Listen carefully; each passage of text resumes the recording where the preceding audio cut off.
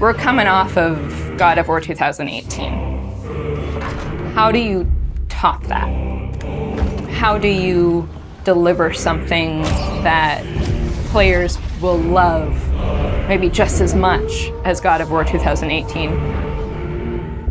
The pressure was tremendous.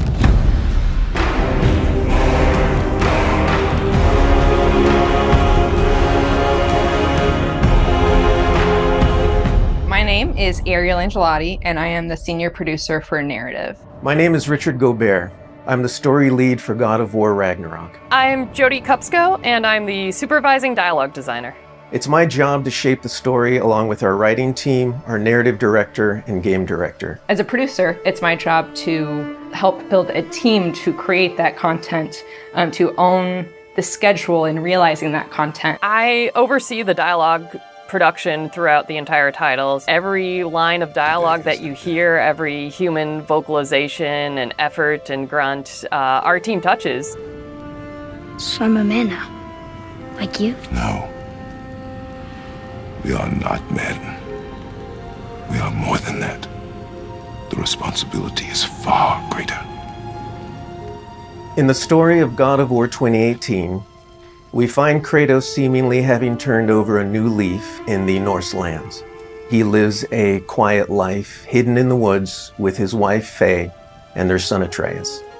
And the story starts with them mourning her death. And we learn that she made a final request before she passed away. She wanted them to spread her ashes from the highest peak in all the 9 realms. He's scared of being a bad father, a bad influence, and as a result, it's made him an absent father.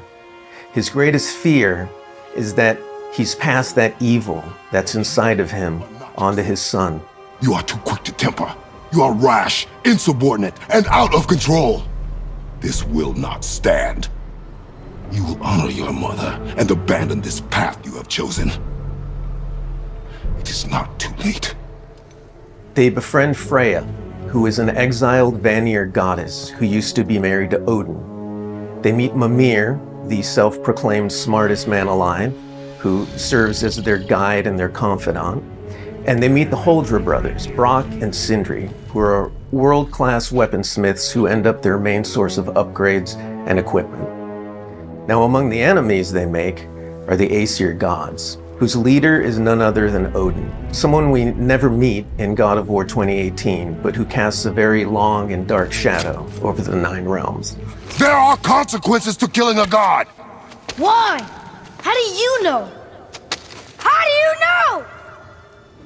After many adventures, Kratos and Atreus end up fulfilling Mom's wishes, and over the course of that journey, they find out more about each other and about themselves, and finally find a common ground between them. They become the close family unit that Faye hoped that they would become. In God of War Ragnarok, we fast forward a few years, and little Atreus is now a teen, and they're back to hiding out in their home in the woods in Midgard. During the course of the previous game's events, they were forced to kill Odin's grandchildren, Magni and Modi, the sons of Thor. Thor does a lot of the lion's share of Odin's dirty work, and as a consequence, he's a very violent, unstable personality. At the end of the last game, they were also forced to kill Balder, the son of Odin and Freya, and that has its own set of consequences. He was a very powerful chess piece for Odin, one that Odin is incredibly bitter about losing. Freya has vowed vengeance against them for the killing of her son. Kratos and Atreus didn't want to kill him, they were friends with Freya, but Balder tried to kill her in front of them, and Kratos had no other option in the moment but to kill him to save Freya's life, even though it meant losing Freya's friendship. I will parade your cold body from every corner of every realm and feed your soul to the vilest filth in hell. That is my promise. He saved your life. He robbed me of everything.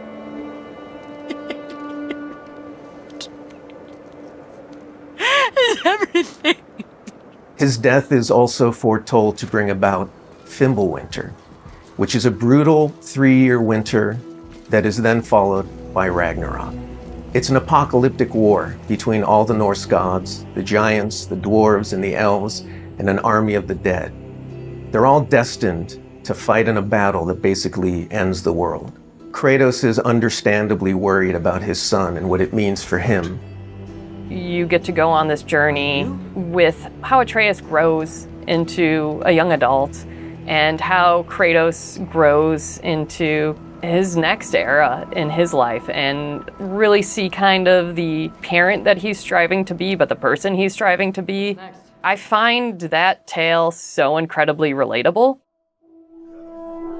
We had started shooting plenty of content before the pandemic hit. In fact, the week before we all went work from home, we were doing a shoot. I remember being on and off that set, running back to the office and having to talk to studio leadership about what was going down and how this was going to impact us moving forward. And those were trying times. For us, it was a very unique challenge because we had to bring in actors and we had to record them.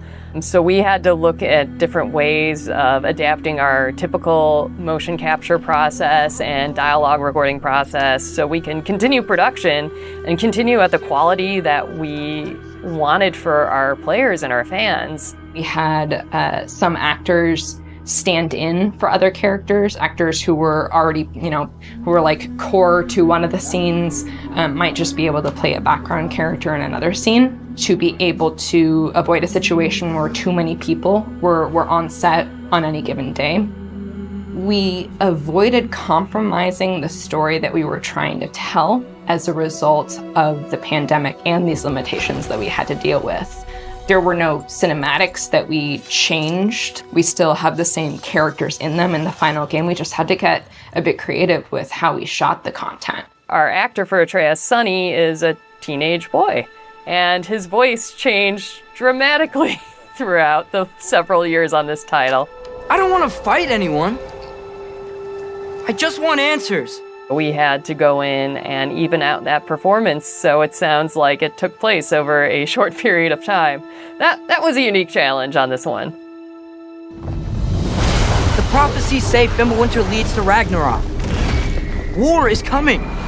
Whether the Norse saga was going to be a trilogy or just 2 games was something we debated a lot. There were obviously pros and cons for either approach. So we waited for Cory Barlog to weigh in, and he did, and he said, let's do it in 2. The consequence to that is, how do you wrap up the story in one game and do Ragnarok justice? How do we lead up to that and then have a big moment at the end of the game and wrap up all those loose threads? This game is bigger than what we initially envisioned. There's a lot of important story moments that we needed to cover. There are more characters that we follow the threads of.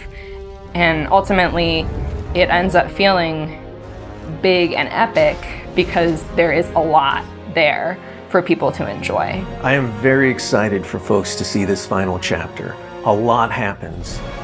We put our characters through the ringer, but we also bring them closure and we provide answers to a lot of the questions the first game posed. Just all of the new combat that we're doing and the new interactions. There's a lot of stuff that's happening in this title that I think people are going to have fun with. We all have our own personal Ragnaroks to deal with. And this story is about how you process that, how you own it, and how you make it a part of yourself and grow from it. I mean, we set some stuff up at the end of last game. There's going to be some consequences this game. We're going to see how things play out between Freya and Kratos. We're going to see how the evolution of the family relationship continues. You got Brock and Sindri, the dwarves, who are kind of part of your makeshift family now.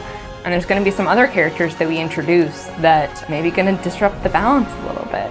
I can't wait until players get their hands on the game or are able to experience how the story unfolds for themselves. We have, I think, an incredibly well-rounded game. Very satisfying combat, beautiful and rich environments to explore, outstanding character art, a lush and moving soundtrack and soundscape. It's the work of hundreds of very dedicated artists, and they all have their own stories to tell.